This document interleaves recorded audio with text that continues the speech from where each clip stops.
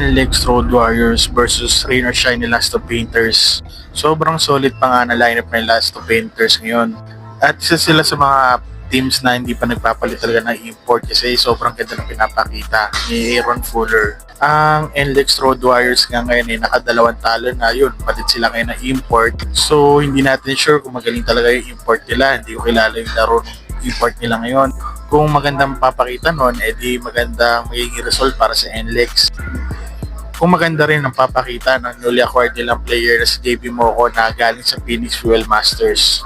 Ang prediction ko nga sa game na to is Rain or Shine ni Last of Painters kasi nga grabe yung lineup talaga nila, sobrang solid ang chemistry at maganda pinapakita nila ngayong cup na to na pinapakita nila na may chance sila na umabot sa championship. Magnolia Templados Hotshot versus TNT Tropang Giga. Tuesday pa lang, no, sulit na sulit yung mga games, maganda yung mga laban. Makikita mo sa laban na maganda yung matchup ngayong Tuesday. Ang import nga ng dalawang team is parehas former NBA players. Shabazz Muhammad sa Magnolia, TNT, si Rondae Hollis Jefferson. Alam naman natin na parehas malakas tong dalawang team na to. Mahihirapan lang sila kung may injury. Kasi sa PBA, hindi tulad ng NBA na sinasabi nila na injured si ganito ahead of time sa mga tao.